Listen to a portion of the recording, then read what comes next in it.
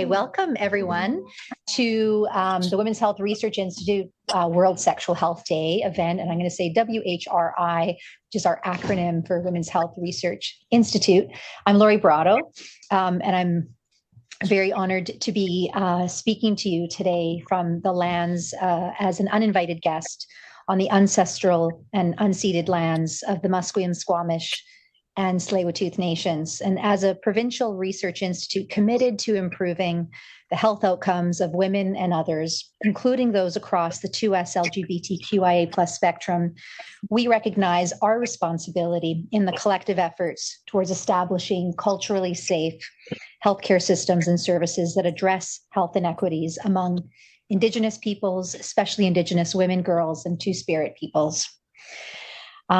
I would ask that all of us here in attendance and virtually use this as a call to action to be familiar with and read, if you haven't read, the Truth and Reconciliation Commission of Canada Calls to Action and the In Plain Sight report, and reflect on ways that all of us can incorporate those recommendations in our work. So with that, welcome to World Sexual Health Day. At the WHRI, we've been using this as an opportunity to really celebrate the incredible research that our students that are affiliated with the WHRI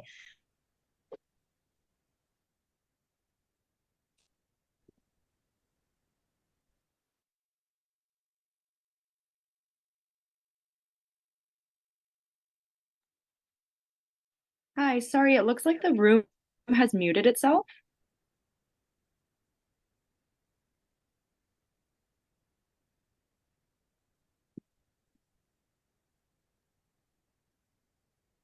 Yeah, I can't hear you anymore, Lori.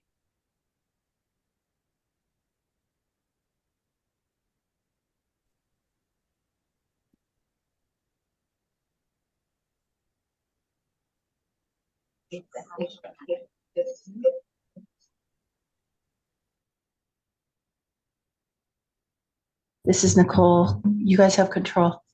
Oh, Mimi, I have control. No, you don't have control. Okay.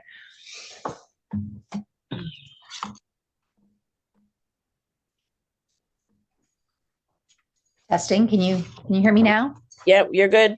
Oh, all right. Well, with that consent, I would love to hear if anyone can put up their hand and offer a definition of what consent is. And this will work both for the folks online and the folks in the room. So just unmute, and if you're in the room, just have to press the touch button and offer what you think consent is. Yes, Anila, can you press your mic so that folks online can hear you? Great. Having a discussion around a preconceived or a proposed set of actions or behaviors that are fully described and consented to or agreed to by all parties involved. Oh, beautiful, beautiful. Thank you, Anila. And if you want to know an acronym for consent, it's FRIES. Do you want FRIES with that? So the F is freely and willingly. Okay, so the ability to very freely say yes. That means not under the influence of substances, alcohol, or other things. R is, any guesses? Reversible. So consent is not given and it stands universal for the entire duration of a given act. It can be given, it can be taken away, it can be given again, it can be taken away on repeat. The I in FRIES is informed, and you can only, which means that you can only consent to something that you're fully informed about, which also calls for the importance in having open conversations with partners, communities about what you're consenting to. E, any guesses? The E in FRIES? Yes, enthusiastic consent. And S is specific. So being very specific about what you're asking consent for or what you're consenting to. So for example, saying yes to kissing doesn't mean that you've consented to other kinds of activities or sexual activities, or even other kinds of kissing for that matter. So the World Association for Sexual Health, which originally described World Sexual Health Day, has this resource for fries and many other resources on their website that I would just encourage all of you to look at, to print out, to share with people. Not everyone has a voice when it comes to expressing their sexual health, getting information about sexual health. And so the onus is on all of us who have access to this information to share it with them, which is also part of the impetus for today, is making sure that the good scientific research in this space is being shared with our community. So we've long been partners with Options for Sexual Health in co-celebrating World Sexual Health Day with us. And I'm really thrilled to have Nicole Pasquino here and give some opening remarks on behalf of Options for Sexual Health. Nicole is a registered nurse and sexual health educator, does all of the training in and around Options for Sexual Health, their healthcare workers, and also teaches the sexual health course at BCIT. So she's an instructor with UBC PRA BC program, a really, really important role providing this education to nurses and healthcare workers around sexual health. And Nicole's vision for the future includes equitable access to all sexual health care and the elimination of gender-based violence against people who identify as women and girls. That includes the large umbrella of gender diverse folks that we work alongside. So with that, I'm going to welcome Nicole. Thank you. Wouldn't that be an amazing world? Yes, it would. Hi, everyone. So, who's heard of Options? So I could skip all of these slides, right? Can you hear me okay? I have a pretty loud voice. So just a quick little overview around Options. You know, we provide sexual and reproductive health care, education, and advocacy. So we kind of have three arms. We run clinics, we have education we do in schools and for professionals, and we do a lot of advocacy. Like April 1st came to us and we were all excited because we've been for 60 years asking for free contraception.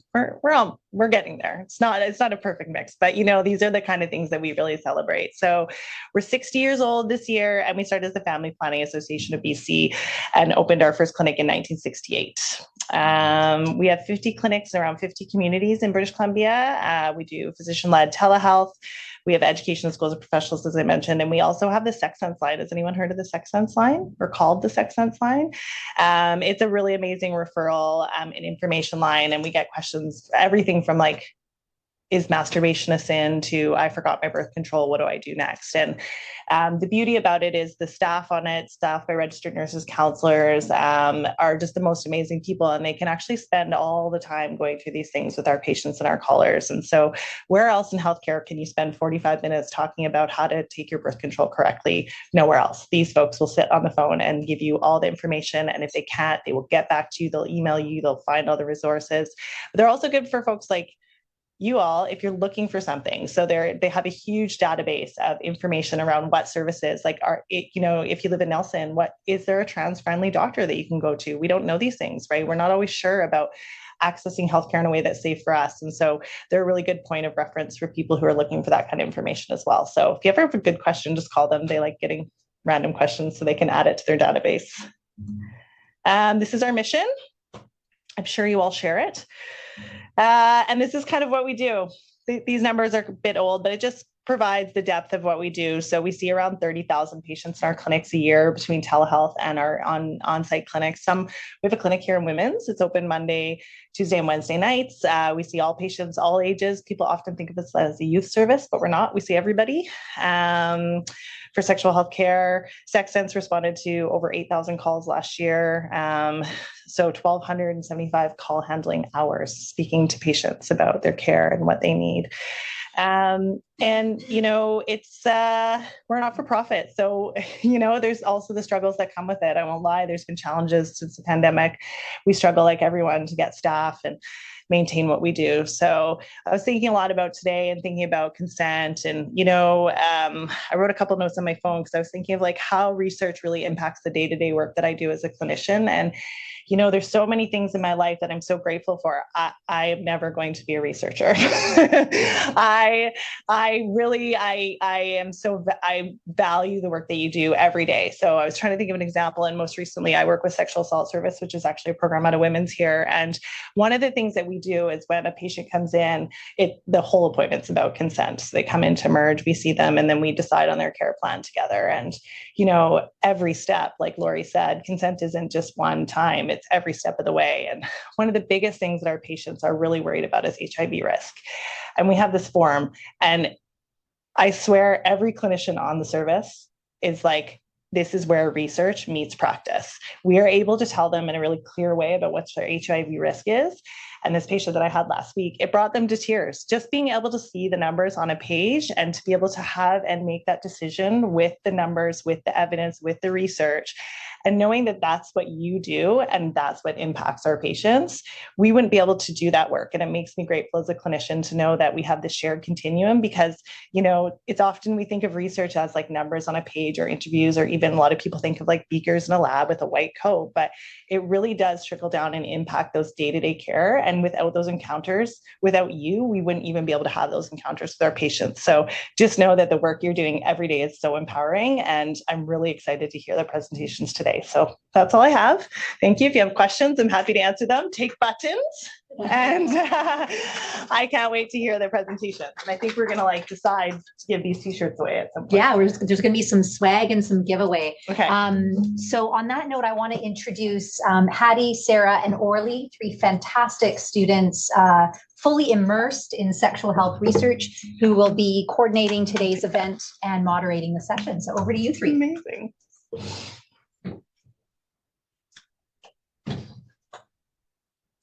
Okay, so hi, welcome everyone. The first section of our presentations is regarding the topic of sexual well-being.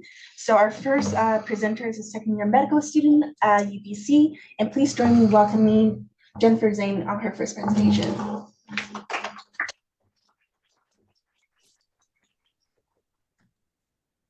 Okay, so hi everyone, my name's Jennifer and I'm a second year medical student at UBC, and I've been working with the contraception and abortion research team, and today I'll be presenting on one of our in-progress reviews.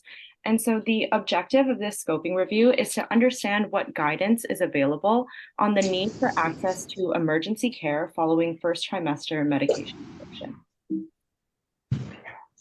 And so before we begin, I'd just like to acknowledge that this work was completed on the traditional, ancestral, and unceded lands of the Musqueam, Squamish, and Tsleil-Waututh peoples. And it's important for us to recognize the ongoing impacts of colonization and subsequently strengthen our commitment to end these systems of violence and oppression.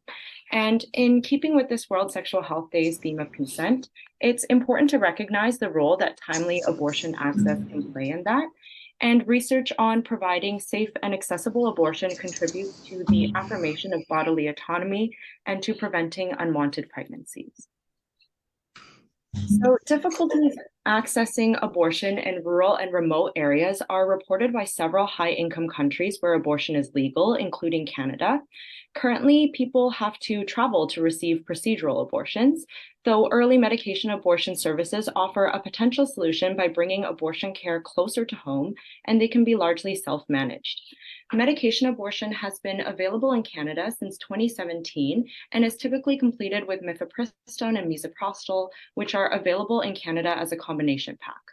However, some medication abortion regulations specify that a patient must have access to emergency services, and this may be due to some rare but serious adverse events following medication abortion, such as hemorrhage, which has a clinical trial incidence of about 1 in 1,000 cases, which may be driving these guidelines.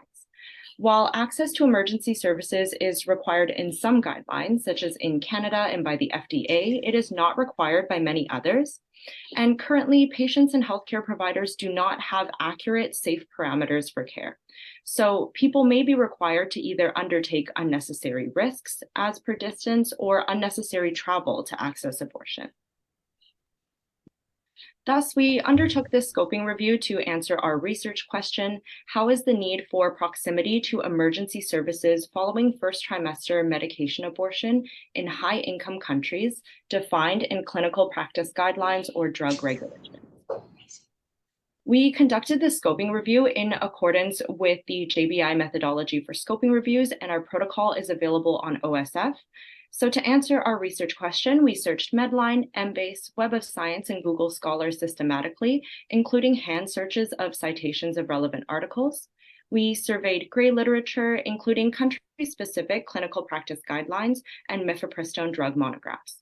Guidelines were included if they were for a high-income country where abortion is legal upon request, as defined by the WHO Global Abortion Policy Database. They were excluded if they did not provide guidance on mifepristone misoprostol first trimester medication abortion. Title abstract and full text screening were independently completed by 2 authors, and any conflicts were discussed by 2 authors and resolved. And so for the search, 5,961 references were imported, and after 636 duplicates were removed, 5,325 were brought into title abstract level screening. 165 full texts were assessed for eligibility, with 68 included in the final data extraction. And currently we are in the data extraction phase. Data will be evaluated quantitatively to identify what proportion of guidelines mention access to emergency services, then qualitatively to capture protocol details, such as specific distance to services and the duration it's needed for. Preliminary results show that many guidelines do not contain any recommendations relating to distance to emergency services, and guidelines that do contain recommendations for distance to care, such as requiring patients being no more than 1 hour away from emergency services, often do not state how long this is required for. So in conclusion, this review will summarize how the need for proximity to emergency services after medication abortion is defined in clinical practice guidance, and lack of information and clarity in guidelines can make it very difficult for providers to know if they can offer medication abortion safely to certain patients, which can create barriers for accessing care. Findings of inconsistencies between guidelines on distance to emergency services can highlight key areas for future research, and these inconsistencies between guidelines may be due to a lack of data on rare adverse outcomes, such as hemorrhage, that require access to care. By generating this data, we can develop the literature needed to build evidence-based guidelines on requirements to care, and we can support providers to better serve individuals living far from emergency services. And yeah, that's the end of my presentation. I have to sign off, so I included my contact information there in case anyone has any questions. Thanks. Thank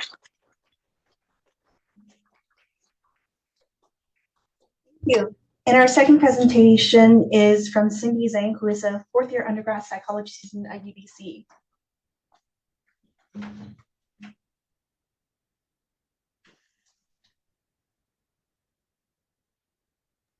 Thanks so much for the presentation, and please feel free to let me know if any of my slides are glitching out during the presentation, if there are any technical difficulties. So my name is Cindy, and I'm excited to share with you a project that I've developed with Dr. Bouchard at the Phase Lab, and that I plan to work on over the next 8 months as my undergrad directed project. So here we're interested in the association between perceived injustice and sexual health outcomes in couples coping with vulvar lichen sclerosis. So first, what is vulvar lichen sclerosis, or VLS for short?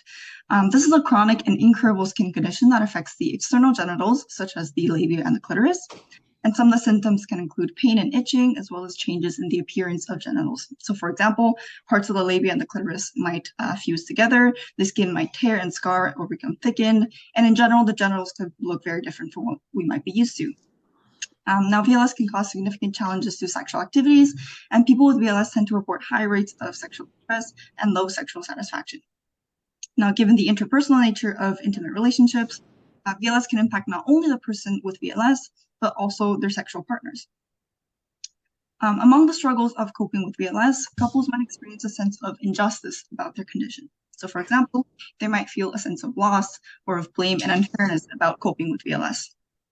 There was a 2011 qualitative study that did actually find women with VLS expressing many of these sentiments. So in the study, the researchers analyzed online forums used by women with VLS, and they found posts like, quote, "I feel like my life is over, and is it possible to go back to being me after being diagnosed?" So here the woman posting on the forum is expressing a sense of loss about their diagnosis.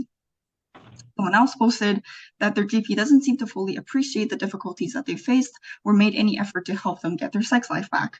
So here expressing a sense of blame and unfairness about their BLS.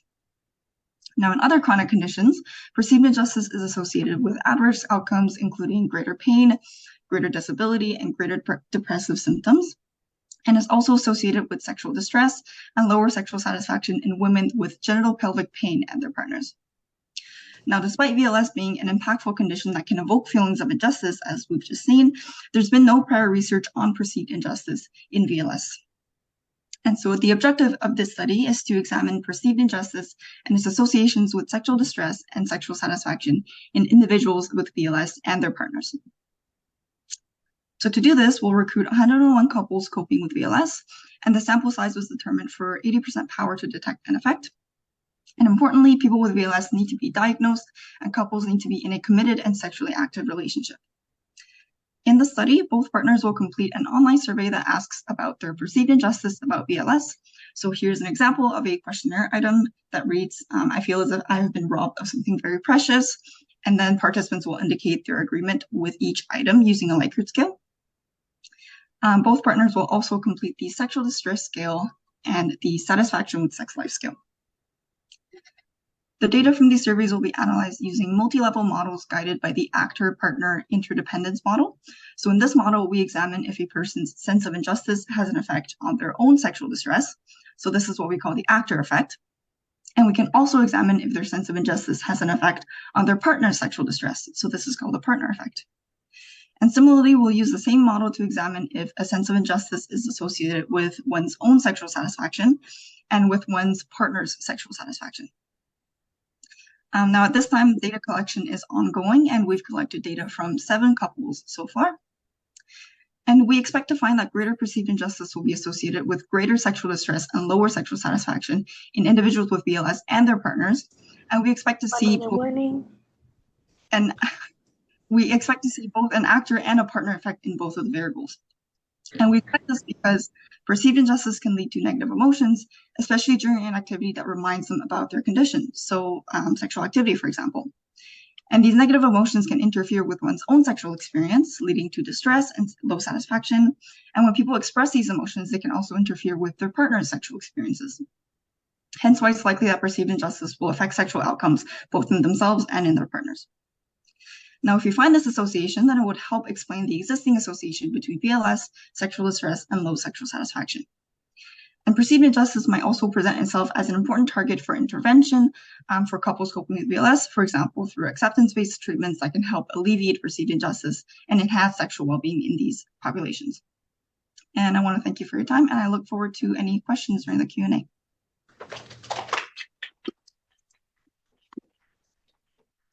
And our next speaker is an undergrad student, a fifth-year undergrad student studying psychology at the University of British Columbia. I'll pass the mic to Stephanie Chen. Yeah, thank you so much. Hi everyone, my name is Stephanie and I'm an honors student at the FASE Lab. And today I'll be presenting on emotion regulation and sexual communication in couples coping with vulvar lichen sclerosis. So first of all, what is vulvar lichen sclerosis, or VLS for short? As Cindy mentioned, VLS is a chronic inflammatory skin condition that affects the external genitals, such as the labia and clitoris, and can have significant impacts on sexual health. People with VLS often report chronic sexual problems, such as low sexual desire, low sexual satisfaction, sexual distress, as well as sexual pain. And considering that sex is inherently interpersonal, this might also mean it may have consequences for their partners as well. And so one model to explain the interpersonal nature of intimate relationships may be the interpersonal emotion regulation model of sexual dysfunction, which posits how couples handle their emotions regarding sexual issues can either promote or hinder their ability to engage in effective sexual communication. But despite recognizing the importance of emotion regulation in addressing sexual difficulties, no research has examined the application of this model to couples coping with VLS. And so this current study aims to examine two strategies of emotion regulation: reappraisal, which involves reinterpreting an emotional situation in a way that alters its emotional meaning, and suppression, which involves restraining one's emotional reaction to an emotional situation and the relationship with sexual communication in couples impacted by VLS. And so we plan to recruit 101 couples with VLS through the BC Centre of Over Health, as well as patient partners. And we also emphasize that the study is inclusive of all couple types, as long as one partner has VLS. And we'll also be administering an online survey. We'll be using validated measures of emotion regulation and sexual communication. And an example item for emotion regulation might be, when I want to feel more positive emotions, I change the way I'm thinking about the situation. And for sexual communication, an example item might be, there are sexual issues or problems in our sexual relationship that we have never discussed. And so for our data analytic plan, we also plan to use the actor-partner interdependence model. And so depending on one's own emotion regulation strategy, so whether that's suppression or reappraisal, it will either promote or hinder their own ability to engage in effective sexual communication, so actor effects. And when we consider the interpersonal nature of these relationships, one's own emotion regulation strategy will also impact their partner's ability to engage in effective sexual communication as well. And so for our expected results, we expect the couples who employ a more adaptive emotion regulation strategy, so reappraisal, in their sexual relationship, will report greater positive sexual communication. On the other hand, couples who employ a less adaptive emotion regulation strategy, so suppression, in their sexual relationship, will report poorer sexual communication. And we also hypothesize that these results will also extend to their partners as well. And the results of the study may inform interventions for individuals and couples coping with VLS by emphasizing the potential benefits of teaching emotion regulation skills. This could lead to an improved capacity for couples to communicate about challenging topics, including their sex lives, which may ultimately contribute to an enhanced sexual well-being.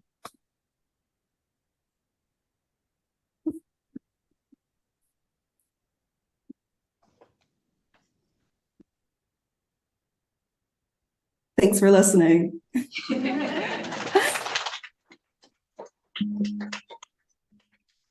Awesome, thank you so much. Our next speaker is an undergrad student at the University of British Columbia studying behavioral neuroscience. And I will now pass the mic to Denise Drew. Sorry, just one moment.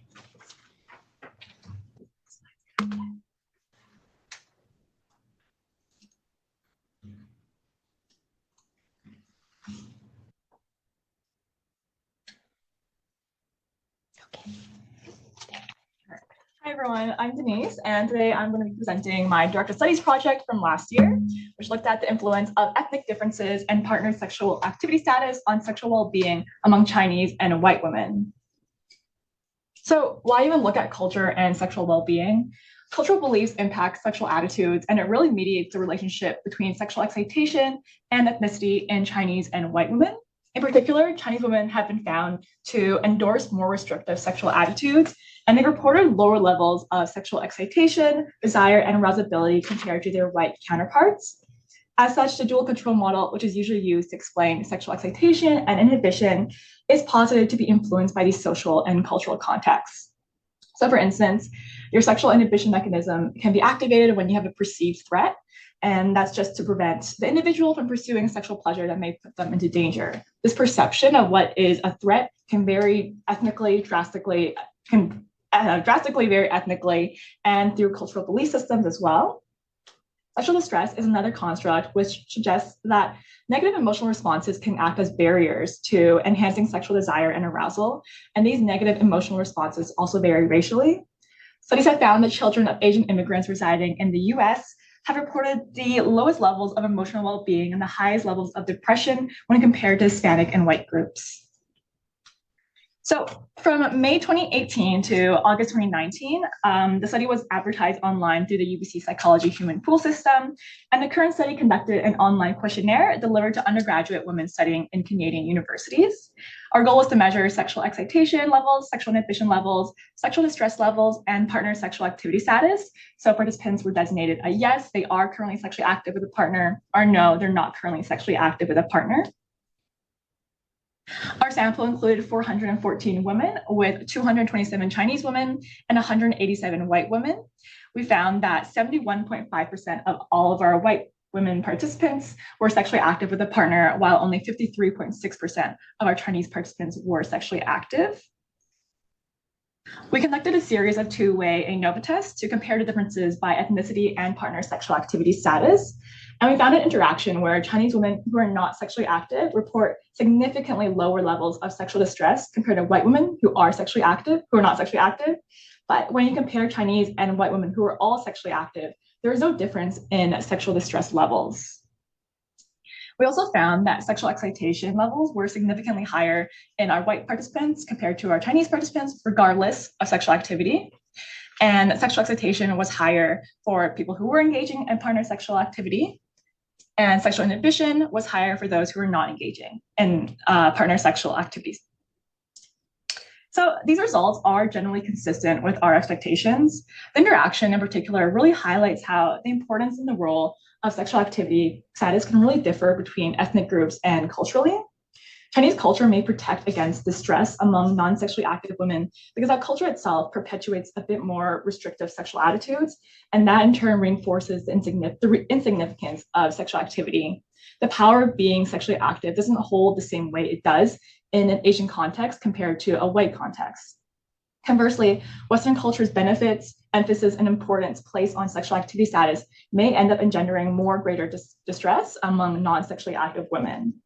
We've also found that in comparison to white individuals, East Asians experience less distress resulting from conforming to social expectations in general.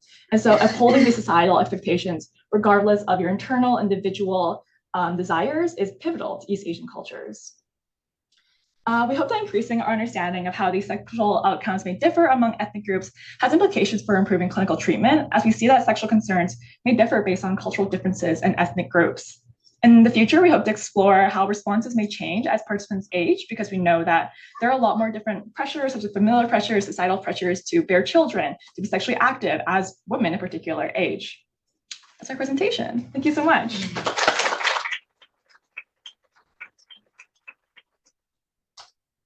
Thank you. Awesome. Now we move on to our final speaker for the portion, who is a Master of Science student in the Women and Children's Health Science program. I will now pass the mic to Kate Hunker.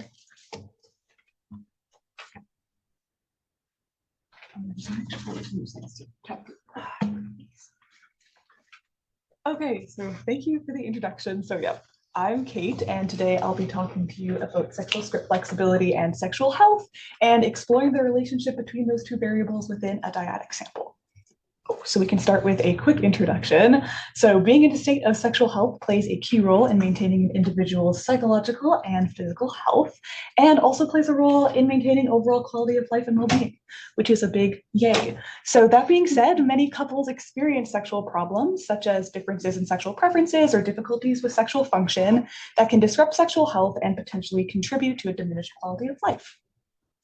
So because of that, it's incredibly important to investigate modifiable treatment factors that people can change or strategies couples can adopt to cope with sexual problems. And one of the factors that I'm really interested in is sexual script flexibility. So what is that? Sexual script flexibility can be defined as an individual's capacity to diverge from their typical sexual routine or response in response to sexual challenges. And we can see through past research that sexual script flexibility is important for maintaining sexual health. So an individual's higher level of sexual script flexibility is associated with their own higher sexual satisfaction, lower sexual distress, and their partner's higher sexual satisfaction. And these are super promising results about the potential of sexual script flexibility to maintain or improve sexual health, but it's a pretty new area of research, so there's a lot of gaps in our knowledge about sexual script flexibility and lots of new ideas to explore. So one such gap is that most research on sexual script flexibility has been conducted using individual samples. So only one dyadic sexual script flexibility study has been conducted to date. And all current research on sexual script flexibility, to my knowledge, is quantitative, which means that we're missing out on rich qualitative information that can tell us just how individuals are implementing flexible coping for their sexual issues. And so my proposed study aims to fill these gaps in sexual script flexibility research through two distinct objectives. The first is to replicate the one past study on sexual script flexibility in couples to solidify our understanding of how individual sexual script flexibility can impact their partners. And then the second objective is to explore sexual script flexibility through qualitative methods to learn about the lived experiences of couples implementing these flexible approaches. So in terms of recruitment, we'll be recruiting 100 community couples from the online participant recruitment platform Prolific to collect quantitative data for objective 1. Each member of the couple will fill out the Sex Flex scale, which is a validated and reliable measure of sexual script flexibility. And then all couple members will also be filling out validated measures of sexual health, including the revised satisfaction with sexual life scale, the short form sexual distress scale, and the Arizona sexual experiences scale.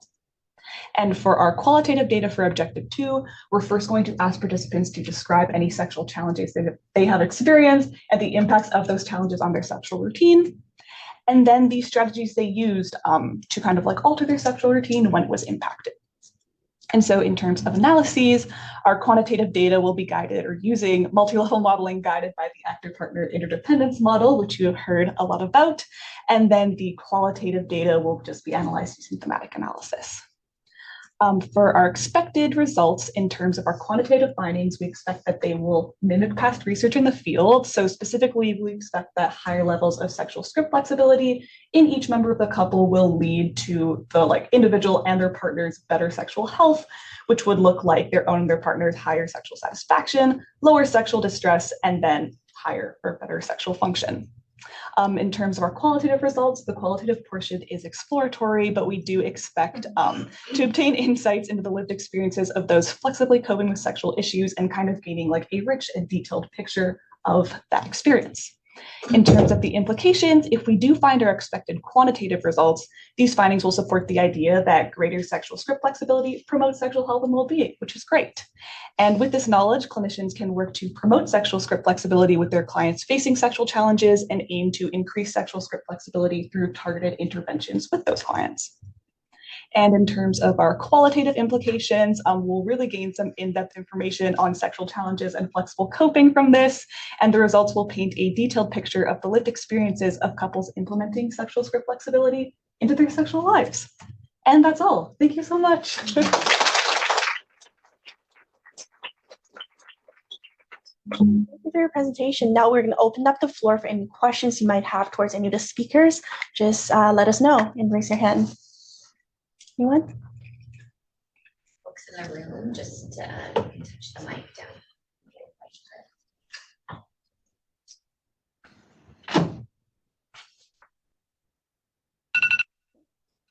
Sorry. If there are no questions from the room, we do have some prepared questions towards the speakers. So the first question for Kate is that, can you provide us with an example of a couple engaging with sexual script flexibility? Yeah, for sure. So I know I did a pretty brief introduction and definition there, but just for anyone who have questions about what sexual script flexibility looks like, it's basically just where any couple has a sexual routine that they usually engage in, or maybe behaviors that they think constitute sex, or a number of behaviors, or a timing where they engage in sex. And so, for example, if a couple thought that our sex usually progresses from kissing to oral to penetration or something like that, and they experience a challenge that disrupted that, sexual script flexibility would basically just look like being adaptable and being very comfortable with maybe changing that to kissing, then oral, or nothing at all and just cuddling and kind of being excited about that, happy with that, and possessing the ability to change that around in the face of child. So, Great. Thank you for your great answer. And the second question is for Cindy. Why do couples need to be sexually active to participate? Wouldn't sexual distress and low satisfaction lead couples to stop having sex? Thank you, Hattie. Yeah, so it's true that many of the couples coping with BLS might not engage in sexual activity, especially if they have severe physical symptoms. So in fact, when we do our clinic recruitment, there's a number of prospective participants who are interested, but they're not eligible because they are actually not sexually active.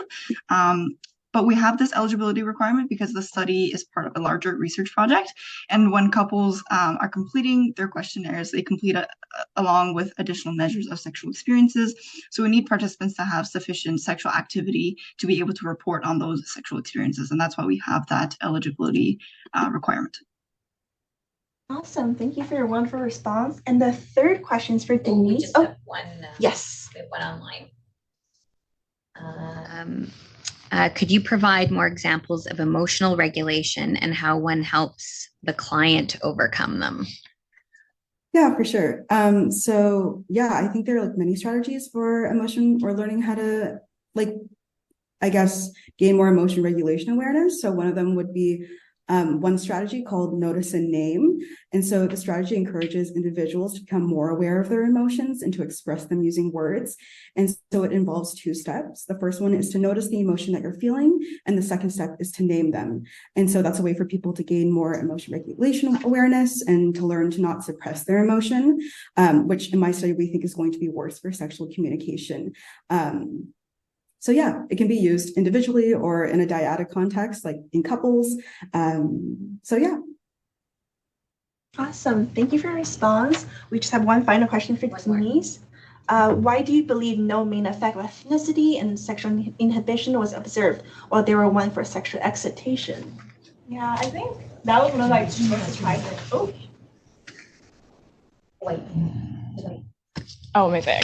So I think that was one of the most surprising things I found was that why was there no impact of ethnicity on sexual inhibition, but there only was one for excitation? Mm-hmm. And we looked a bit more into it. And I think at the end, it came down to, while there is so much disparity between Western and Chinese culture, at the end, they have a really shared history of more prohibitive sexual belief systems that maybe just come from like rooted patriarchal mores and because the whole study is focused on women, it may seep into those belief systems regardless of ethnicity.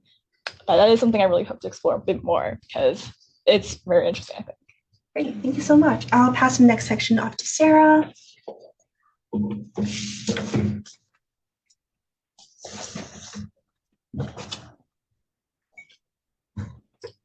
All right, so I am introducing the next few presenters. So next up, we have Carly Johnston. She is a fourth year medical student at the Vancouver campus of UBC.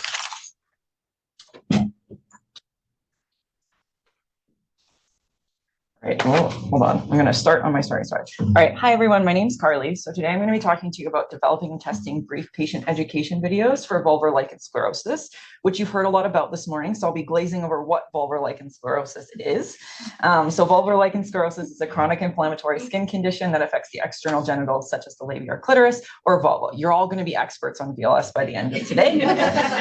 So really what I'm going to be focusing on is the four main factors that impact someone's quality of life when diagnosed with VLS. The first is the physical skin changes, which Cindy went over in her first presentation, including the burning, itching, and sensations on the vulva, as well as the skin changes themselves, thinning of the skin and tearing. The other is treatment adherence. Treatment is usually very well received with respect to with BLS, but it's important to talk more about the adherence to treatment, how valuable that is. And two more less commonly discussed topics with BLS and quality of life are the sexual health and functioning aspect, as well as the mental health and coping strategies. So currently, patients who are diagnosed with VLS may be given a variable amount of information regarding their diagnosis and little to no information about the sexual health implications of VLS itself. And this can lead patients feeling very confused and lost in their diagnosis, and it can also cause them to move into non-evidence-based sources to try and find answers.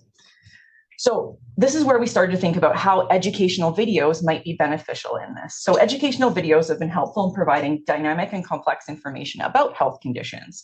Two projects that looked at this was the Post-Baby Hanky Panky Initiative, which looked at normalizing postpartum sexual concerns, and the Be Pelvic Health Aware campaign from here in BC that improved evidence-based knowledge around pelvic floor health.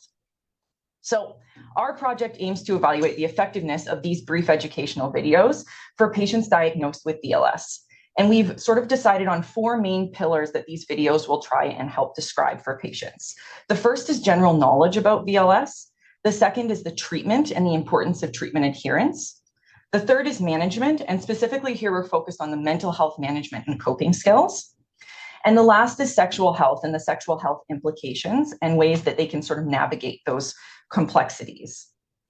So we'll have a participant pool of 250 people diagnosed with VLS, and our cohort will be split into 2 groups. One will be through online recruitment, specifically from patient partners' online social media networks, and the other will be patients newly diagnosed and referred to the BC Centre for Vulvar Health. No matter which cohort they are in, they will all receive a baseline survey, and then we'll receive our 4-part video series on the pillars that I described on the previous slide, and then they will have a 7 and 14-day follow-up. And in terms of our outcome measures that we really wanted to focus on here, the first is just a knowledge assessment. We wanted to make sure the videos we made actually help people learn more about VLS. So here's sort of an example of a multiple choice question we might ask after the videos themselves. And then for our affective measures, we wanted to look at mood specifically with the depression, anxiety, and stress scale. Here's sort of an example of what that question would look like. And this is a 21-item scale. And then in terms of our adaptive coping outcomes, there are 3 specific sort of outcomes that we're looking at. The first is the participant's ability to regulate and cope with their diagnosis. The second is our patient self-advocacy scale. And this scale focuses on our participants' interactions with the healthcare system and their confidence in advocating for and understanding their health condition. And then the last is the self-management and efficacy scale. And this specifically looks more at how someone is coping with the pain associated or the discomfort associated with VLS itself. So with our 4-part video series, our expected results are that evidence-based knowledge about VLS will improve, as well as the mood and adaptive coping skills that we're using those measures to look at. And with these outcomes, we hope that we'll improve participants' quality of life and confidence in managing VLS. So we are in the very early stages of our project currently, but we are working toward sort of creating these videos and seeing how they might improve patients' quality of life. So thank you so much.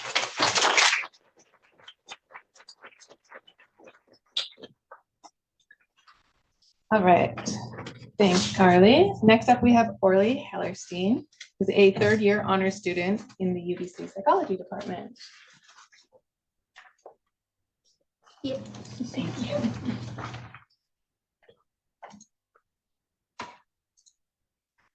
All right. Hi, everyone. Thank you so much for having me. Today I'll be talking about different strokes for different folks, which I thought was really funny, but also did not realize was a joke I made until my mother pointed it out. I'll be talking about experiences of sexual interest, arousal disorder in gender diverse individuals. And as I go through this presentation, I really invite you to ask yourself how your gender identity and your sexual desire are intertwined. All right, so what is sexual interest arousal disorder? Well, so far in the DSM, it is defined as absent or reduced sexual interest or arousal that lasts at least 6 months, causes clinically significant personal distress, and consists of 6 criterion, with at least 3 of which needing to be endorsed for diagnosis. So symptomatology includes absent or reduced sexual interest or arousal, sexual thoughts or fantasies, receptivity or initiation of sexual activity, absent or reduced genital sensation, interest or pleasure from sexual activity, and response to sexual cues and erotic stimuli. At this point in time, SIAD has only been researched in cisgender women and plays counterpart to the male gender specific hypoactive sexual desire disorder diagnosis. Sexual disorders in the DSM tend to be based around biological sex and derive from a historically very heteronormative understanding of sexuality. At this point in time, no research has been done on gender diverse experience of SIAD, with gender diverse for the purposes of our study being defined as transgender women, gender nonconformant or non-binary individuals, and those who ascribe to a culturally specific gender identity. This gap in the SIAD research is important to address, as studies show that low sexual desire is the most commonly reported sexual concern across the sexes, and transgender women and cisgender women report similar rates of low sexual desire. All right, so how are we actually doing this? So this study will examine specifically how gender diverse individuals endorse SIAD criterion, the ones you just saw. Our recruitment process will begin in the fall with study ads posted exclusively online across social media platforms such as Facebook, Instagram, Twitter, anywhere and everywhere you can stare at your phone for too long. In Canada and the United States. We are recruiting across North America. Participants will be screened for eligibility. Those who are eligible will undergo a semi-structured clinical interview on SIAD, and then on their own time at home, complete a demographics questionnaire, including measures of sexual well-being, such as sexual satisfaction, sexual desire, sexual aversion, and relationship satisfaction. Eligible participants will have met diagnostic criteria for SIAD by endorsing at least 3 of the 6 criterion you saw before, and reporting at least 6 months of clinically significant levels of personal distress. At this point in time, we are not planning to include any relationship status exclusion criteria, as preliminary analyses from an ongoing study on women with SIAD show no difference in baseline sexual functioning or sexual distress between women who are partnered and unpartnered with SIAD. All right, so this study data will be combined with another data set, boy, oh boy, with another data set from a prior study to compare our gender diverse participants' data with cisgender women's symptom profiles. Primary analyses will look at things like SIAD symptom endorsement and experiences of personal and relational distress, specifically using a chi-squares analysis. Continuous variables such as length of symptom duration will be analyzed using an independent samples t-test. All right, so this study will aim to increase our understanding of the generalizability of the SIAD diagnosis beyond cisgender women. This will hold implications for assessment and treatment of gender diverse individuals, especially with clinical low sexual desire. It will give insight into the role of gender identity and experiences of sexual dysfunction, specifically low sexual desire, and provide us an opportunity to collect valuable data on experiences of sexual dysfunction, low sexual desire amongst understudied populations. I'm really looking forward to the study. Thank you all for your attention.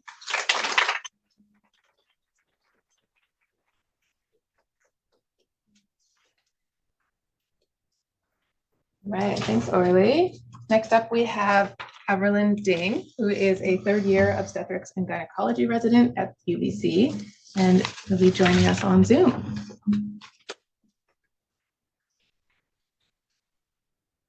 Hi, everyone. Thank you for having me. My name is Evelyn, and I am a researcher member of the Endometriosis and Pelvic Pain Laboratory here at UBC under Dr. Paul Yong's supervision. So my project is looking at a sexual pain symptom in the population of patients with endometriosis. The title is Pain with Orgasm in Endometriosis, Clinical Correlates and Potential Etiological Factors. So endometriosis is a chronic gynecologic condition that affects around 10% of reproductive age people born with a uterus worldwide. And it's associated with many chronic pain conditions, one of which that has been reported is pelvic pain during or worsened by orgasm. However, beyond knowing that it exists, we know very little about it. So our study aimed to determine the prevalence of this symptom, pelvic pain worsened by orgasm, among patients who were referred to our center, and to describe the clinical features of these patients. This study was a retrospective one where we looked at data from a data registry, endometriosis pelvic pain interdisciplinary cohort 1, that's maintained at our center. And our inclusion criteria was looking at patients who had their first visit between January 2018 to December 2019. And of course, people who consented to participate, those who had a diagnosis of endometriosis and who had at least 1 surgery at our center. So we have some surgical data on them. And all of these, when screening for all of these criteria, we had a total of 377 patients. We excluded patients who were younger than 18 or over 50, those who were postmenopausal, either spontaneous or surgical, since menopause would impact sexual pain, as well as people who are missing data on one inventory that we were interested in looking at. So our final study population is 358 patients. And now looking at what we found. So the prevalence of this pain symptom was quite high in our population. So patients were asked the question on a questionnaire, what makes your general pelvic pain or lower abdominal pain worse? And patients who checked yes to orgasm were considered to have pain that was worse during or after orgasm.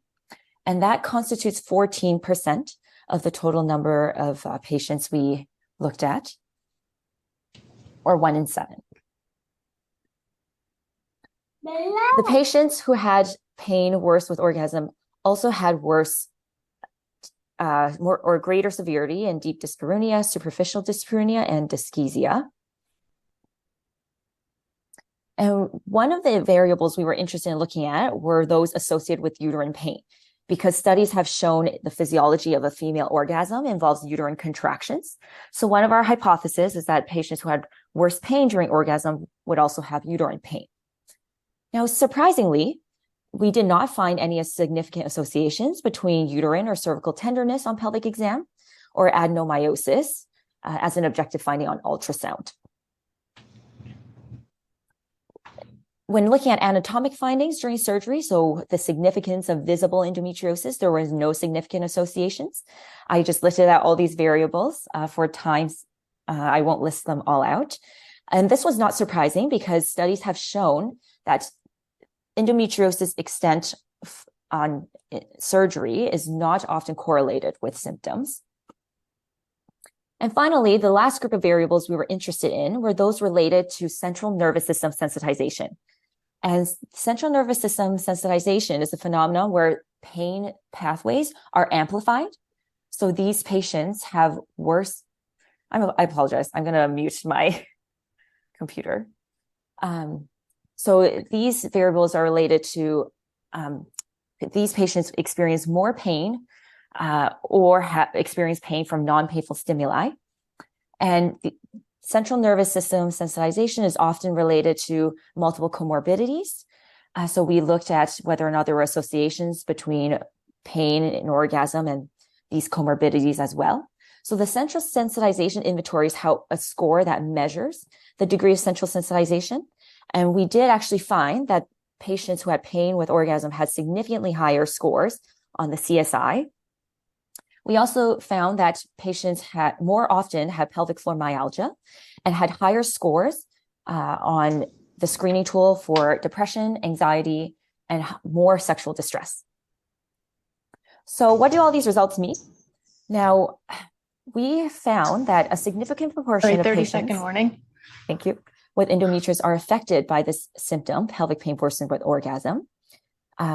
We also saw that a couple of associated factors was pelvic floor myalgia and central nervous system sensitization, which could be targeted for therapy. And of course, this study is limited by the information we had in our database, as well as to a single center and by our study size of 300 patients. So future research with larger sample sizes are needed to understand these preliminary observations and to explore effective treatment strategies. Thank you for listening to this.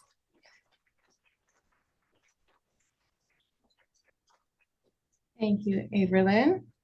Next up, we have Bonnie Guglani, Bonnie Guglani, who has a Bachelor of Science in Biology and is currently a second-year student in the UBC Doctor of Pharmacy program, and Harsimran Batal, who is a fourth-year UBC Doctor of Pharmacy student, and they'll be presenting on Zoom. Good afternoon, everybody. I hope my mic is working.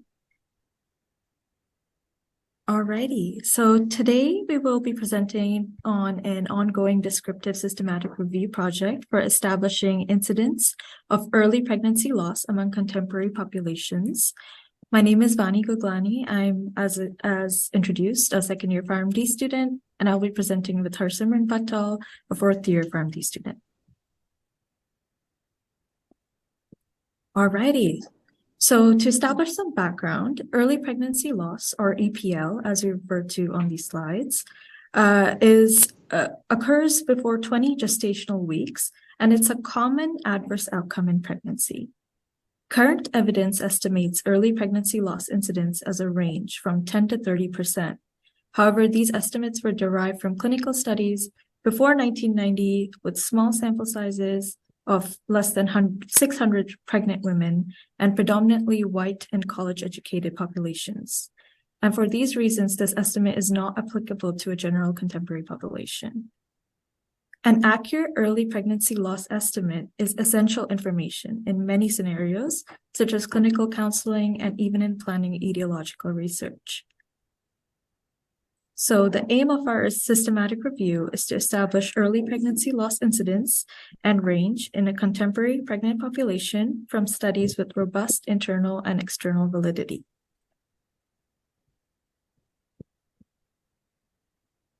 Bloodline and base and cell databases were screened with relevant search criteria. Screening is being done using our inclusion criteria, which includes human population, controlled clinical trials, observational studies, systematic reviews with 100 or more pregnancies, high-income settings, early pregnancy loss incidence less than or equal to 20 gestational weeks reported, and general pregnant populations, pregnancies after 1990 only, and lastly, published after January 1st, 1990. 2 team members conduct all screening and validity assessments for abstracts, and faults and conflicts are resolved by discussion. From the databases, 18,886 studies were identified, of which 12,703 abstracts have been reviewed thus far, and 442 abstracts have been selected for full text review. Until now, 21 full texts have been chosen for data extraction. We will assess internal and external validity of included studies using the United States Preventative Services Task Force criteria, emphasizing validity of sample selection and outcome measures for the systematic review of incidents. And the results found may be useful for healthcare professionals such as gynecologists when counseling regarding pregnancy or early pregnancy loss, the researchers seeking validity on early pregnancy loss measures in their data and or when describing background early pregnancy loss incidents. And lastly, these findings may also have potential upstream impacts in epidemiological research. Thank you so much for listening to our presentation.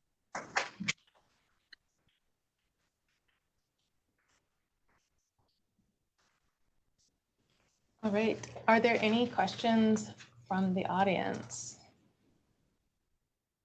Yeah. This is a question for you, Carly. I think the idea of these videos is super interesting and like what a resource for patients that are struggling with this diagnosis. But I'm wondering if there is evidence on the impact of videos. Like I don't know, I feel like you initially, when you watch a video, like in the hour afterwards, you're like, wow, this is great. And then 7 days or 14 days later, like, does that still have an impact? That's a really great question. I think that there's still a lot of ongoing research to suggest these educational videos can be impactful. There have been a few studies to show that in a short time frame, usually within the 7-day period, that is the case, that there is an impact, but the lasting impact is still something that I don't think we have a full range on, especially because most studies do follow up in 7 days or sometimes a little bit longer, but not really much longer. So it will be interesting to see what the impact is like at the 14-day mark in our study, just to project a little bit further along and see how the impact might last for patients. Yes. I actually have a follow-up to that question because educational video is very close to my heart. You showed some multiple choice question examples based on the content that you'll be presenting in the videos. At what time period are those questions presented to the individual? And the reason I ask this is that I have read some studies where when individuals are quizzed immediately following an educational video, it does tend to increase the retention of the material. That's also a great question. So right now, so we are in the very early stages, but right now our plan is to use the knowledge probe at 7 days after watching the videos. And essentially participants after completing the baseline survey will have 1 week to watch the 4 videos. So we understand that that might be a bit of a confounding variable because of the fact that we can't control what order they watch them in, how many times they watch them. These might be things that we consider as we continue to develop the project. But I think it will be valuable to sort of see, after a couple days, if they still have that retention, because you're right. I think that right after, I think all of us can remember something right after that immediate recall, but it might be more difficult to remember things long lasting. So we're hoping that that impact lasts, but we'll sort of see as we tease it out. Absolutely. Yeah, I think it's really interesting to compare and contrast immediate to 7 days after to 14 days after. You're giving me great ideas. So thank you so much. That was wonderful. But I love the idea of your project. It's really exciting. Oh, thank you. Yeah. I was going to say the same thing. Can we make these videos available to health professionals? Because today, one of the things that I was commenting to Lori is BLS is very underdiagnosed, and many healthcare professionals, even people working in sexual health for years, have no idea how to identify it or recognize it when people are giving symptoms. Yeah. And so, yeah, that's something down the road that might be very useful for clinicians. Yes, our hope is to be able to allow, especially with Revolver Health, working with Dr. Gahak and Dr. Altis. But I'm also planning to go into obstetrics and gynecology, so hopefully I can just continue to push those forward in the situation I'm in. So yeah. Okay, well. All right, I think we have a couple questions online.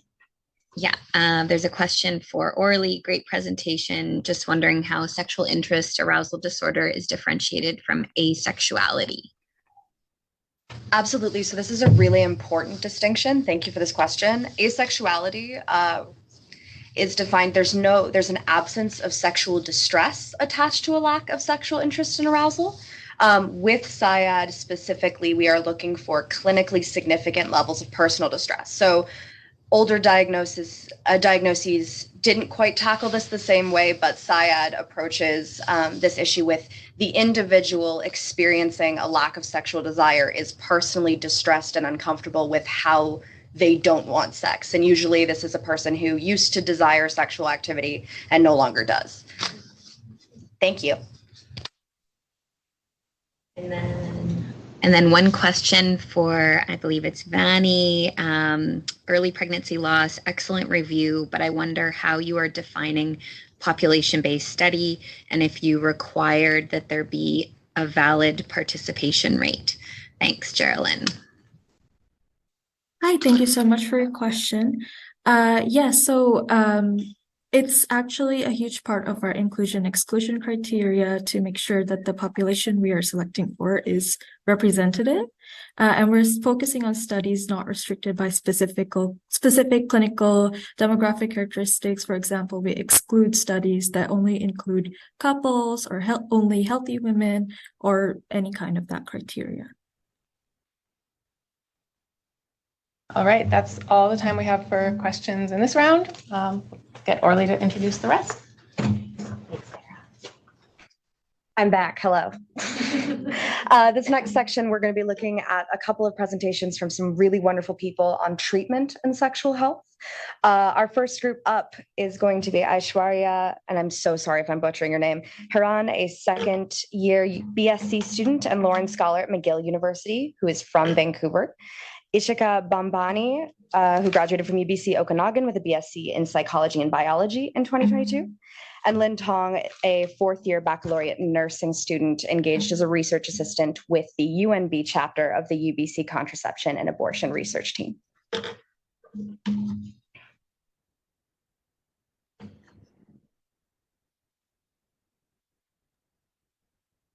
Hi everyone, my name is Ishika Pambani and I'm also a research assistant with the Contraception and Abortion Research Team here. I'm joined with Lynn and Aishwarya and we'll be presenting our scoping review on the role of doulas in abortion and contraception care.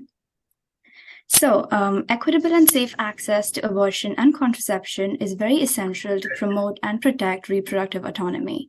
However, there's very little that's known about all of this, and there's so many barriers that exist against contraception access, abortion, and abortion care. Research has proven that abortion is a common and safe procedure. However, very little information exists on the role of doulas in abortion and post-abortion care. The term doula is used commonly in North America to refer to a support person who provides emotional, physical, and informational support throughout the perinatal period. The aim of our scoping review is to synthesize what is known about the role of doulas in abortion and contraception care. Findings will inform future research to examine the impact of doulas and also aid in the development of policies and resources to support the integration of doulas in abortion and contraception care. The study was done using the JBI scoping review method with our search strategy assembled by our librarian scientist. And using this, we found 30,031 records after removing duplicates that accounted for about 2,000 records to be screened. 108 of these reports were sought for retrieval and assessed for eligibility, and ultimately 33 studies were included in the review. Inclusion criteria included research which regarded doulas, non-clinical attendants, and birth companions, and which related to abortion, contraception, and like terms. Excluded articles included non-research that was not in English or French, and which focused exclusively on mothering and birthing. As such, our 33 studies were published between 1976 and 2023 in 16 countries. Sample sizes range from 14 to 1,696, with a mix of doulas, clients, and community members among those interviewed. Qualitative, quantitative, and mixed methods were used, and we also found varying terms for the word doula.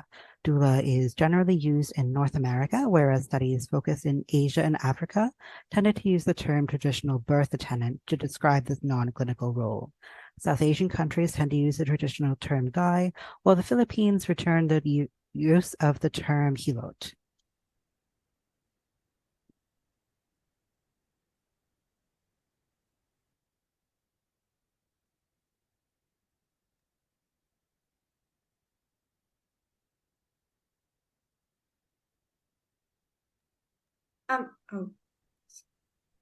The outcomes of this study mainly focused on the experience of clients as well as the experiences of doulas and traditional birth attendants. So the experiences of doulas generally focused on their role, the education they had, as well as their attitudes towards abortion and contraception. And the experiences of clients were some things like client outcomes. So if they were getting the support towards abortion and contraception, just what that was like in the long term, as well as their experiences of barriers to care. So for example, lack of diverse staff, stigma, and long wait times.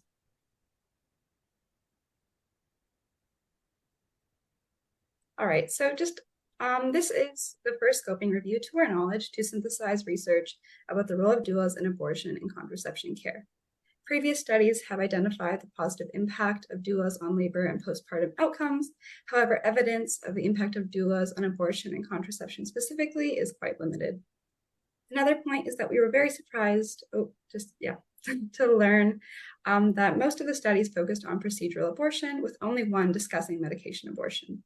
So medication abortion accounts for over half of abortions done in the US, and doulas could offer information to make abortion more accessible and just make it a little bit less intimidating as well. Finally, there's also a lack of attention to the potential role for doulas in public, political, and legal advocacy. Regarding abortion and contraception, doulas may take on many roles to advocate for abortion decriminalization, public funding, and general progressive change. All right, so just in conclusion, we identified that non-clinical support people such as doulas and traditional birth attendants can play an important role in abortion and contraception care. Doulas provide emotional, physical, and informational support, as well as support for their clients to navigating barriers to care. The majority of studies were performed in places that have restrictive abortion policies. So here, sometimes traditional birth attendants themselves are performing abortion. So although non-clinical support people are very important to navigating access to abortion and contraception care, these roles cannot replace access to well-trained, safe services.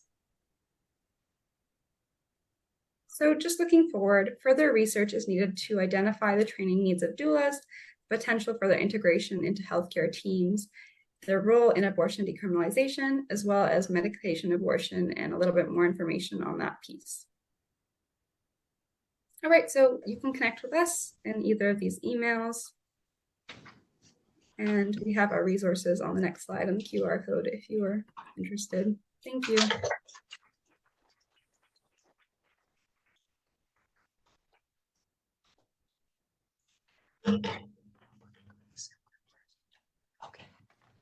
Thank you all so much. All right, next up, we have Irene Luong and Harmon Waring, third-year pharmacy students at the University of British Columbia.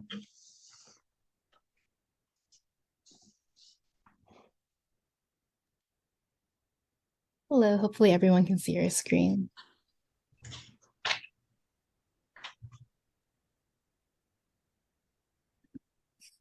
All right. Hi, everyone. So Irene and I will be presenting on BC pharmacists, contraception prescribing attitudes, intention, and activities, the acceptability of contraception task sharing among pharmacists in BC. This is the ACT Pharm 2 survey, and it is an ongoing directed studies project being done under the supervision of Dr. Laura Schummers, Robert Pamet, Bronte Johnston, Dr. Anav Zussman, Ishika Bambani, and Dr. Wendy Norman. So the access to effective contraception is inadequate and inequitable across Canada. This leads to a suboptimal uptake among Canadians not intended to become pregnant. Pharmacists are the most accessible healthcare professionals, making them well placed to improve appropriate access, utilization, and education of contraception. So in June 1st, 2023, there was an introduction of a universal no-cost contraception subsidy in British Columbia. Following that, on June 1st, 2023, BC expanded the current pharmacist scope of practice to include independent contraception prescribing for pharmacists. Evidence from other jurisdictions indicate that there is a range of barriers and facilitators for pharmacists' willingness to prescribe contraception and variable uptake of prescribing. So, in addition, little is known regarding attitudes and intentions of pharmacists' contraception prescribing in BC specifically. On the side, we have a map of the provinces where pharmacists are able to now prescribe contraceptives in Canada. So as you can see, That's the new one. Okay, I was most provinces are now able to prescribe. This includes BC, Alberta, Saskatchewan, Quebec, New Brunswick, Nova Scotia, Prince Edward Island, and Newfoundland and Labrador. However, there are still some provinces that are not do not have this expanded scope of practice yet.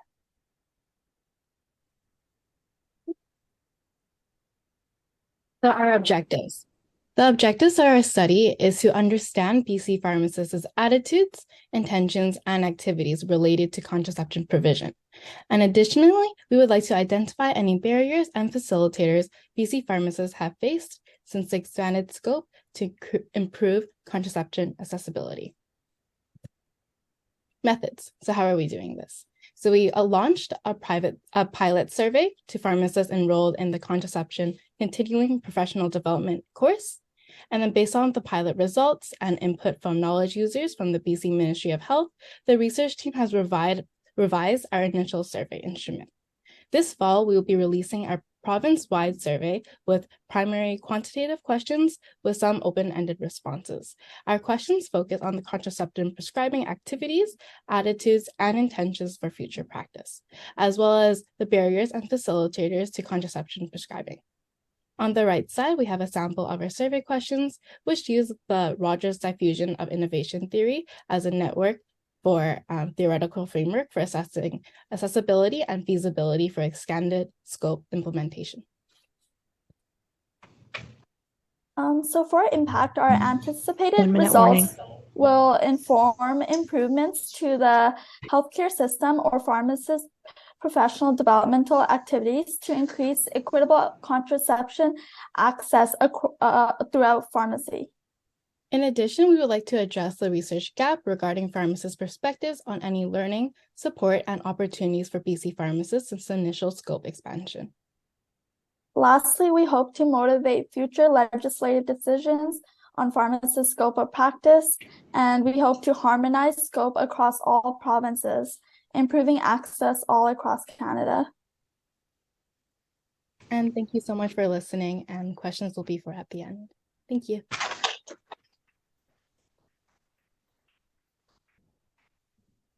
Thank you both so much. Next up, we have Rael Gumbe, a master's student at UBC studying biomedical engineering.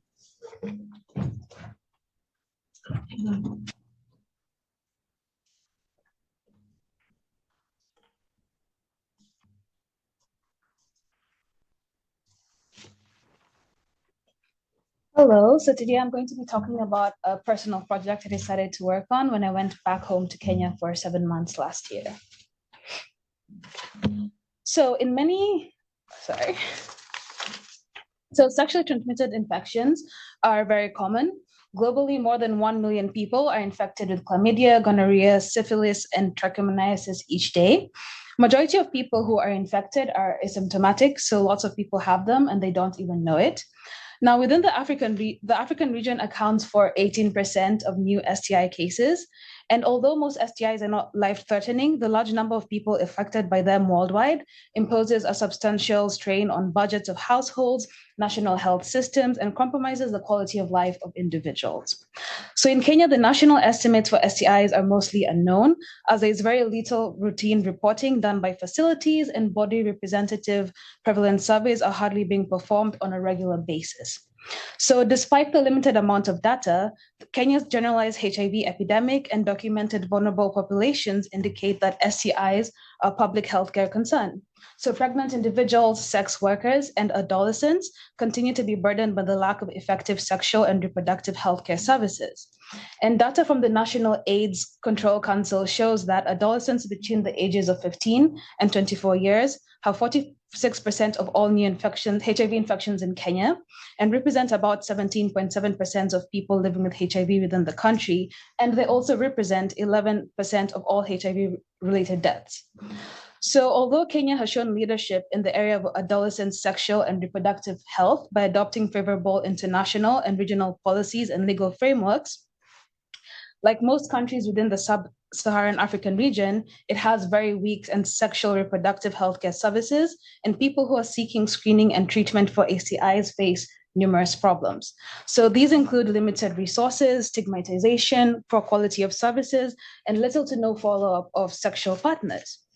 So in many settings, STI services are provided separately, often by the private sector, and they're not available in primarily healthcare, family planning, and other routine healthcare services. So furthermore, services are often unable to provide screening for asymptomatic infections as they lack personnel, laboratory capacity, and adequate supplies of appropriate medicines. So the current coverage of services is inadequate, and the rate of expansion is too slow to curb the STI epidemic. Access to preventative and curative services is still challenging, and the implementation of STI programs is affected by lack of financial stability and poor research activities.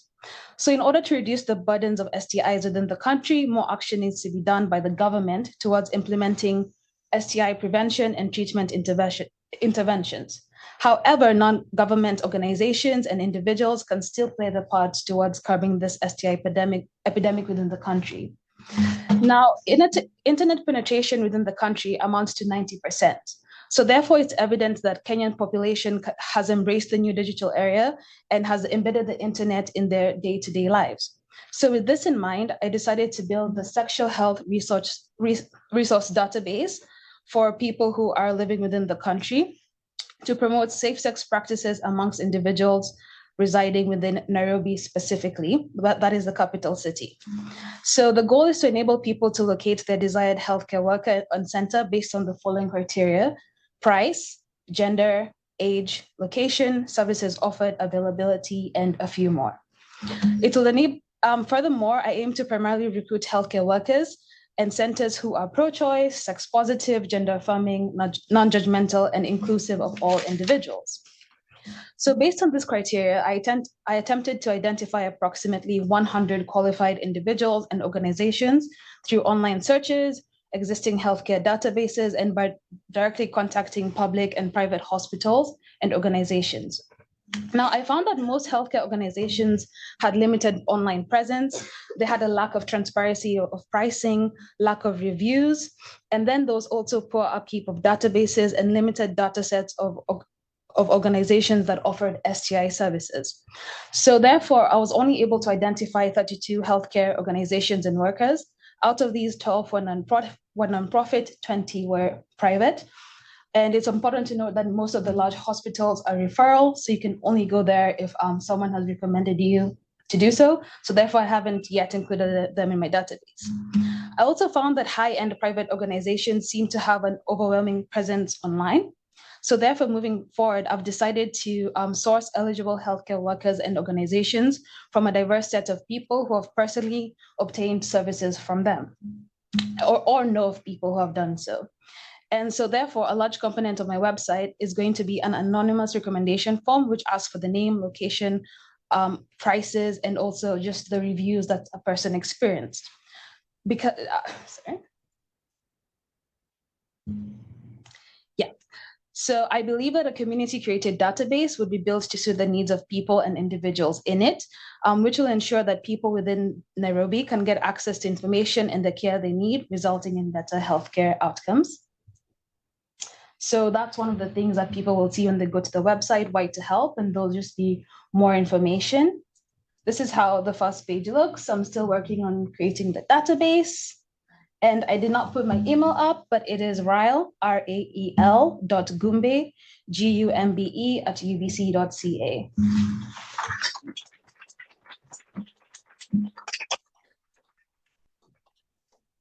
Fantastic. Our final presenter is Hattie Zhang, a directed studies student from UBC Sexual Health Research and a psychology major in her final year of study.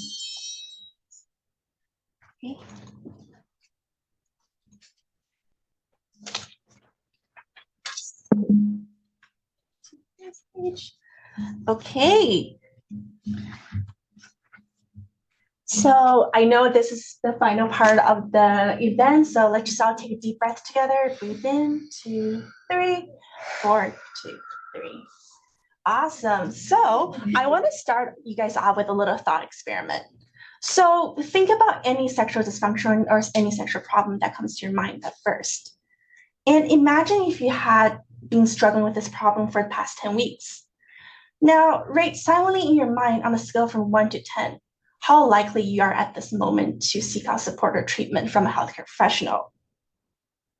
Okay, and now think about who was the last woman you talked to before you came here today. It might have been your roommate at breakfast, the old lady you chatted up on the bus, or your mom over the phone call last night. With the same sexual dysfunction in mind, can you give them a rating, or how likely do you think they will seek out support or treatment from a healthcare professional?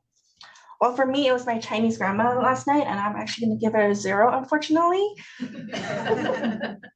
But now I want you guys to pay attention if there's any disparities between the two ratings.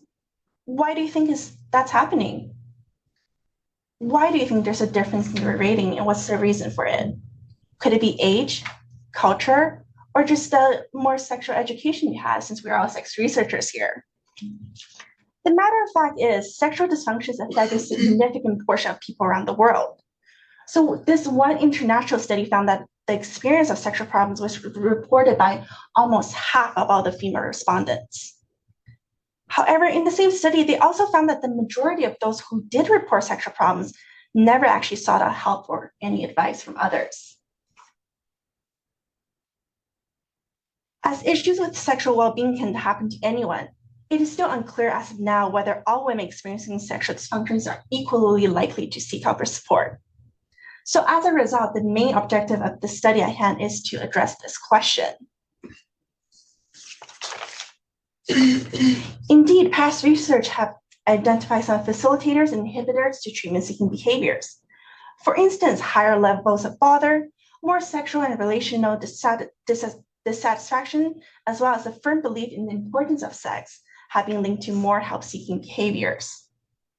On the other hand, fear, embarrassment, or shame, in addition to a strong endorsement of traditional gender norms and a lack of awareness or education, have been correlated to less help-seeking behaviors. However, despite having identified these logistical or psychological predictors, there still exists a gap in the current literature on what demographic differences separate those who do versus those who do not seek out support.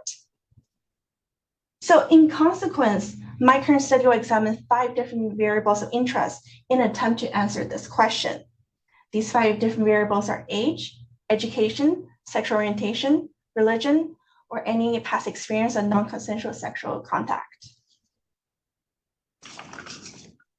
So to do so, 860 participant data will be extracted from 4 previous studies conducted by UBC Sexual Health Research. Here, both healthy participants and participants with clinically significant sexual dysfunctions will be included. Moreover, individuals must also self-identify as women, are above the age of 19, and be fluent in English. So next, the aforementioned 5 demographic measures will be treated as our independent variables, while any past or present treatment-seeking behaviors will be regarded as our dependent variable. We will be performing a binary logistic regression of measures of education, sexual orientation, religion, and non-consensual sexual experience. Finally, a chi-square test will also be performed on the variable of age. So as of today, I'm still in my final stages of data analysis, but nonetheless, by the completion of the study, we hope to have identified which population are less likely to seek out support. In doing so, we also hope that our findings could contribute to future researchers being able to pinpoint what underlying reasons there are for any help-seeking disparities. Ultimately, the implication of the study could contribute to the development of successful intervention strategies, which might one day help to provide equal opportunities of care for all women experiencing sexual dysfunction. And thank you. And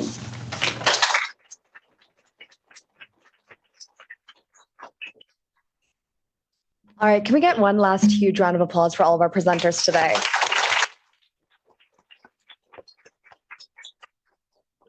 Nicole, do we have time for questions? Unfortunately, at this time, we are out of time. So questions for these presenters, please send them straight to the presenters themselves. I believe contact information will be sent or in the chat. Thank you all for attending this year's World Sexual Health Day conference. Please note a copy of the Vagina Bible by Dr. Jen Gunter is available for presenters to pick up, so you guys get presents at entrance 71 when you're on site. And I'm going to turn it over to Dr. Lori Brotto for some closing remarks. And I'll just speak from here so it save a couple minutes from walking up. What an incredible amount of new data and just exquisite presentations from all of these students. Thank you 3 for beautiful moderating. My brain is full. I had 8 questions for every single speaker that I will try and contain and email them directly about. This is knowledge mobilization in action. And I really want to commend the students who presented and everyone else in the room and empower you to take the science that you're creating and share it. And it's only in doing that that will ensure that people have access to accurate information. So on that note, if you're not a member of the WHRI, become a member. We have a number of public events, events for researchers and students. We have a wellness exchange happening on November 10th that's focused on midlife women's health. We have our annual Women's Health Research Symposium happening on Friday, March 8th, which is a full day dedicated to sharing the science of women's, I was going to say women's sexual health, but it's actually just women's health. In my world, it's all women's sexual health. And I really want to thank Nicole and Options for Sexual Health for being an incredible ongoing partner in this effort, and wish you all a very good day. Thanks for coming, everyone. Did I make it prizes? Oh, wait. We're not done yet. Nicole's turn. I also feel like you, though. I feel like my brain is exploding, but the presentations today just showed me how much we don't know and how important it is to have all of this information. So now I have to go read all of these studies so I can impart them on my patients, because you all blew my mind. Okay, so I I brought 3 t-shirts. I brought all the pins. Don't take the pins for your friends because I don't want to bring them back to my office. But the 3 presentations that really impacted me were Orly's. I absolutely loved the title. And I also am super shocked that we don't like what we don't know, really, like the lack of information and just like the population studies that aren't there is wow, we need to do better. And you are doing better. So Orly, Irene, I really loved how you framed, no, not Irene, sorry. Yes, what's your name again? Hattie, that's right. Hattie, how you framed that in a way that we could all visualize someone around us or ourselves, because really that's what research impacts. It impacts the everyday person. And I think that it's really easy for us all to sit here and talk about studies, but thinking about how it impacts us on a daily basis is really important. So number 2, and then I mean, I just can't pass up an educational video. So, so thanks for having me, and so amazing work that you're doing. Yeah, you guys have to fight over it.